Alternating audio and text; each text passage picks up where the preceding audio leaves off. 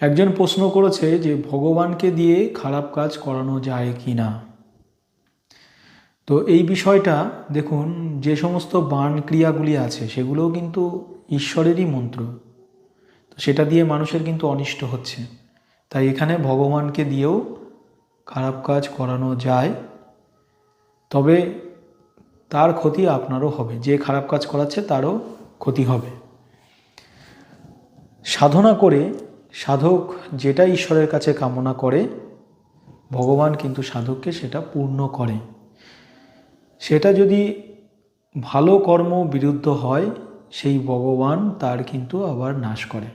যেটা আপনারা আমাদের ধর্মগ্রন্থে দেখবেন যে অসুরকে ঈশ্বর বরদান দিচ্ছে, আবার সেই অসুরকে ঈশ্বর কিন্তু হত্যাও করছে। তো আপনি যে সাধনা করছেন, সাধনার দ্বারা ফল আপনি ঈশ্বরের কাছে যা চাইবেন, ভগবান সেটা আপনার পূর্ণ করবে। প্রকৃতি বিরুদ্ধ হয় বা ভালো কর্ম না হয়, তখন কিন্তু সেই কর্মফলের নাশও আপনার হবে। অনেকে বলে যে আমি কালী চালান দিয়েছি, মনসা চালান দিয়েছি, শিব চালান দিয়ে অমুকের ওপরে বাণ প্রয়োগ করেছি। তো এই ধরনের চালানবিদ্যা আছে কিন্তু, যেটা মাকে মন্ত্রর দ্বারা মায়ের শক্তিকে প্রয়োগ করা, শিবকে মন্ত্রর দ্বারা শিবের শক্তিকে প্রয়োগ করা, মনসাকে মন্ত্রর দ্বারা মনসার শক্তিকে প্রয়োগ করা, এগুলোর মাধ্যমে কিন্তু তার ভয়ানক ভয়ানক ক্ষতি হয়, এবং যেগুলোকে বলা হয় কালের দৃষ্টি, কালীর দৃষ্টি, শিবের দৃষ্টি বা মহাকালের দৃষ্টি, এগুলো দ্বারা কিন্তু মানুষের ভয়ঙ্কর ক্ষয়ক্ষতি হয়।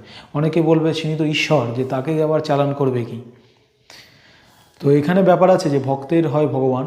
তো সাধনার মাধ্যমে ঈশ্বরকে জয় করে কোনো মুনি ঋষি মন্ত্র যখন তৈরি করে, সেই সমস্ত মন্ত্র ঈশ্বর লঙ্ঘন করতে পারে না, তার বাক্যে বাঁধন থাকে, বাক্যই ব্রহ্ম এবং ব্রহ্ম দ্বারা সেই বন্ধন থাকে। তো এর ফলে তার সেই বাক্যটাকে মেনে ভগবান কিন্তু সেই কাজ করে। আবার ভগবান কর্মফলও দেন, আমি আগেও বলেছি।